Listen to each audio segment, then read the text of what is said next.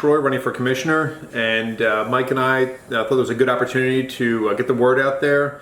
It's difficult during COVID-19 to get out and meet people and stuff like that. So my promise to you is to try and get my policies and positions out there every way possible. So we thought this is a good way to just ask the candidates some questions, post it to social media, and see what kind of results we get. Yeah, absolutely. I think it's good. We're calling this, by the way, campaign and coffee. Yeah.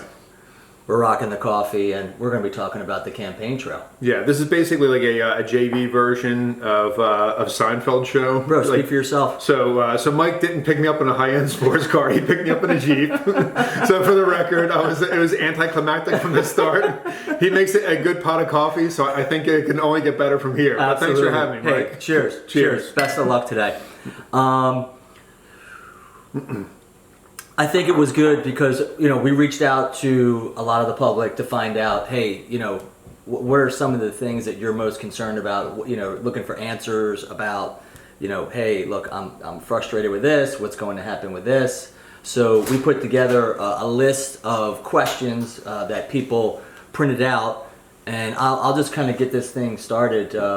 So I know you talked about, whereabouts do you live, by the way? I live on Windsor, 115 Windsor, the estate section of Haddonfield. Okay. Now, have you been a part of any political campaign or anything like that before, or is this kind of the first time you ran for anything? No. So I've always been involved in in various organizations in the past, primarily either charitable organizations, professional associations. I'm on a few different boards. The closest thing is probably when we lived in Baltimore, Greater Baltimore Committee, which was a kind of a business, quasi-business, quasi-government organization that we sought to basically improve the overall how Maryland conducted business and kind of drove business in the state. So that was probably the closest thing. But no, I've been involved in town since we moved here about 5 years ago on the other zoning board. And quite honestly, I just see some opportunities for improvement in the town, so I thought it was a good time to put my name in the hat here, and so here we are, pursuing it. Sure. So what do you do professionally? Yeah. So I work for a company called Albireo Energy. It's a basically building automation and smart building technology company.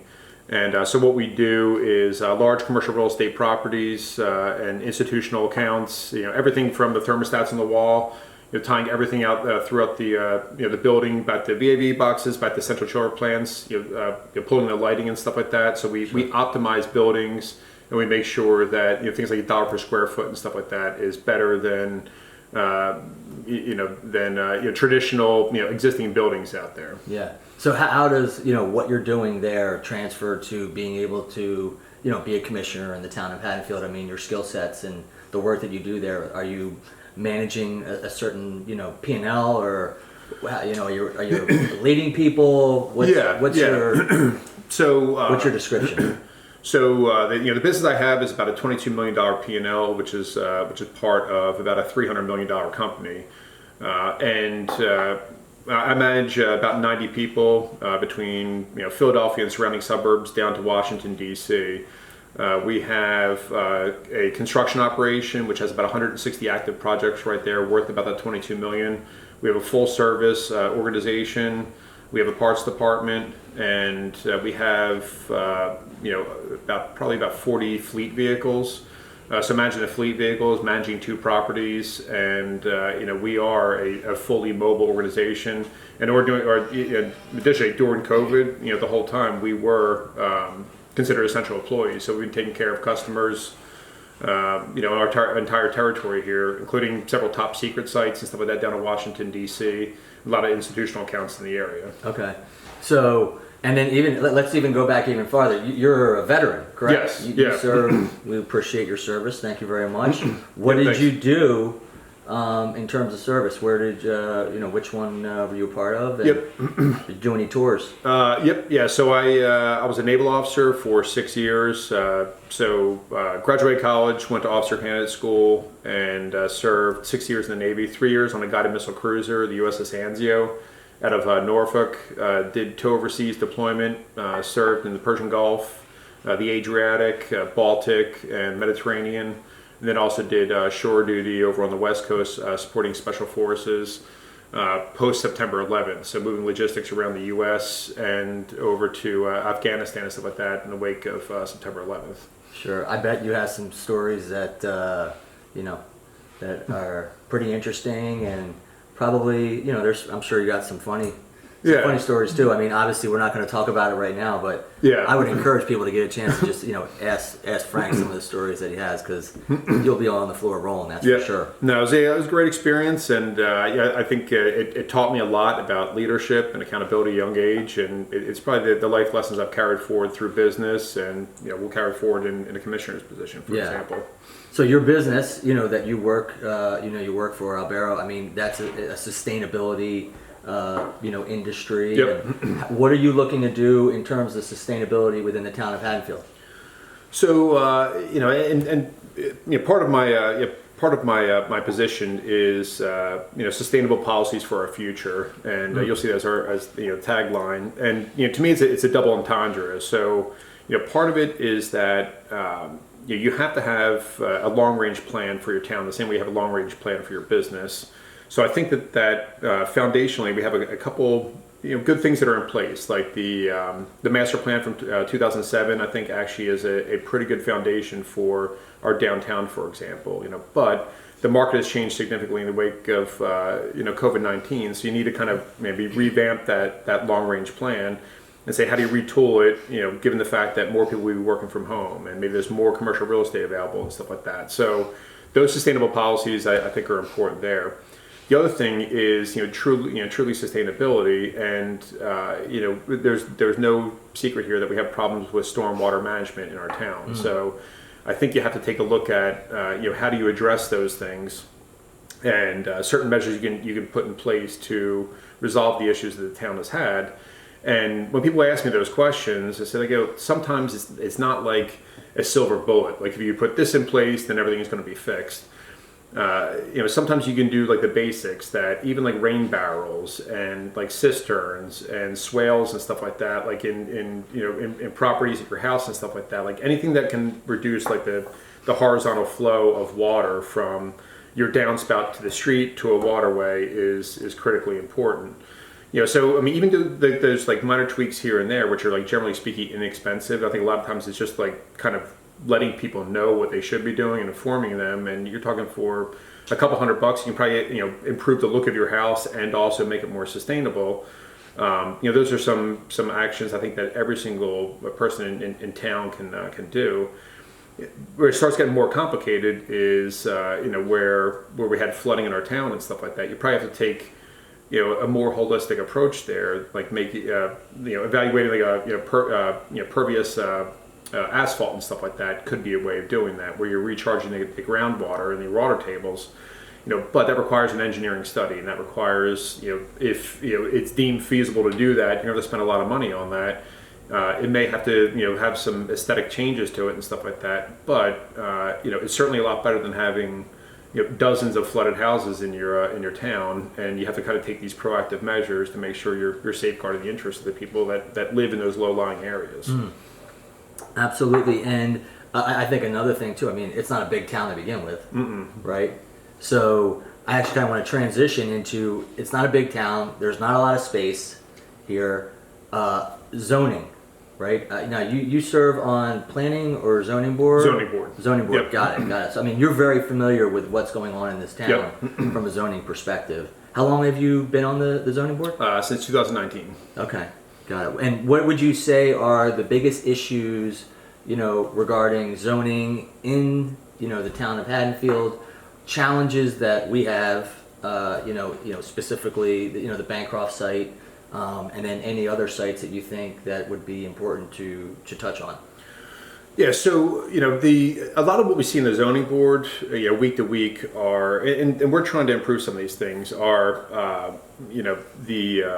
most houses and most properties in this town are existing non-conforming because the ordinances were put in place after the houses were built and the structures were built and stuff like that. So a lot of what you see in the zoning board is, someone has a 10-foot by 5-foot deck on their backyard or something like that, and because it's a existing non-conforming structure, it has to go before the zoning board, even if they want to make a same exact identical 10 by 5 deck to replace that one, but it still has to go before the zoning board.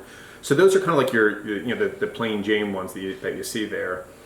What you're starting to see with the town, and one of the questions going to come up is about more vibrant downtown. So I'll just kind of touch on this. Maybe we're going to address it later. Sure. But what we've seen during COVID-19 is a lot of people putting second-story additions on their garages, and we approve that, provided that it meets the height requirements and stuff like that, depending on what district you're in. And that's because I think people are looking for home offices and stuff like that. But properties are in most cases not zoned commercial, so you can put a home office in there. But let's say you're an accountant and that becomes like now your office. You can't invite by code your clients to go and walk up to the second story of your garage and stuff like that. So that to me means that there's got to be like an opportunity in town to to think of like the long range, the long range plan in town is like, as you have more of these people that are going to be working from home or their home office and stuff like that, they do need an office to go to. And if you look at the trend in commercial real estate over the last 10 years or so, you're kind of seeing like this melding of like work-life balance where they're kind of coming together. And we have a large customer like that 11th and Ludlow area, right in Center City, Philadelphia, is a good example of that, where you have high rises, you have condominiums, you have restaurants on the first floor and stuff like that, and people are kind of like all like living and working in the same area. I think this is a great opportunity for Haddonfield, and I think that this is really something we should be looking at in terms of a more vibrant downtown. I'm jumping out of turn here, so maybe I'll just kind of hijack your question, answer it this way, and then maybe we'll come back to Bancroft and a different question. But I think there's a real opportunity for Haddonfield here, because I know a lot of people who they don't have offices anymore, and I kind of see the opportunity for downtown as more like this work-life balance environment, and you can have interesting offices there, and you can have great places to eat, commingled there and stuff like that. A lot of people can walk downtown or ride their bikes there and stuff like that. So you're reducing the carbon footprint because you're not driving to work every day and stuff like that. But you need to have that flex space that when people need to have their clients come and do their tax returns or their whatever kind of business they're in, they have a space to go to. And maybe they're not occupying it 24/7 or 5 days a week. But I think that's where we have a real opportunity for this town. But part and parcel of that is I think we also have a strategy of like, what does our downtown look like? And if you compare our downtown to like places like Greenwich, Connecticut and stuff like that, you can tell that like they kind of they had a plan there in terms of like how far out the awnings are and how many seats and how many chairs you have and stuff like that. Like if you look at it, like it's more visually appealing to the eye. And I'm not saying our downtown is bad at all. It's not. But like I think that there's a lot of opportunity there that if you work with the building owners and some of the restaurant tenants and some of the retail tenants and stuff like that, and task them and say, look, we'll give you 30 days. Like work together as a team and come to us and tell us what you think you need in a downtown to make it more vibrant and to get more people here and stuff like that. I think we'd be surprised at what the results are, but like something tells me they already know what they need. They just need people to kind of like, just plug them in and let them go and say, look, we'll support you with whatever you come back with, and it'll aesthetically it'll be better downtown. Now there's a group of people on Potter Street that are angry over density. With 20 units being proposed on 1 acre rather than 28 on 1.5. The current commissioners are trying to diminish the density at Snowden further by continuing to search for more properties to purchase around town that can be turned into affordable housing and scatter this population within the community rather than sequencing it behind the police station. What is your position on the current plan for the Snowden project? And are you a fan of scattering more affordable housing, throughout the community? Yeah. So if you look at the timeline of this goes back to April 2019. That there was basically a settlement between like the fair share housing and the borough in terms of number of units and where they would be going. And this, the properties in question were purchased long before that. So I say this to some degree. and then that was it was April 2019. It went before the planning board in November of 2019, and then the commissioners upheld it in December of 2019. So to me, here we are like 2 hours later, or I'm sorry, 2 years later, we're still having a discussion about this, and basically the town has an obligation to provide this housing, and I think whether it is 20 houses on 1 acre or 28 houses on 1.5 acres, something like that, like no matter how you slice it and dice it, you're dealing with like a finite amount of space in a 2.8 square mile town. So it's not ideal, but I think to some degree either area is practical. So I think that you have to take a look at maybe sending that toward the preservation committee to take a look at it, even though it doesn't qualify for it because it's outside the historic zone. They do a good job of taking a look at the use of space and the aesthetics and stuff like that. So I think it's probably a good idea to send to them and have their review on it. The other thing, a lot of people don't know this, and this is available on the borough website, is there are another 83 RDCs, like reasonable. I forget what the acronym is, but it's, reasonably developed communities or properties throughout the town here. So, and these are like, TD Bank is listed there, and I mean these are all ones that hypothetically speaking could be made into properties.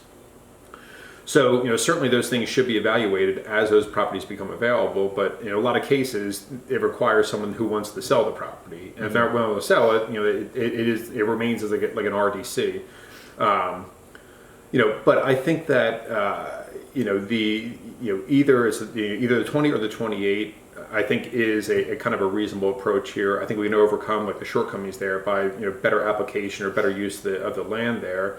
And certainly, I think the town should look at the different properties going forward in terms of where we can, I think, better integrate people into a community and make sure they feel like they're part of a community and not like a one-off or something like that. I think it's just I think it just makes all people feel like they're part of a community, which is important.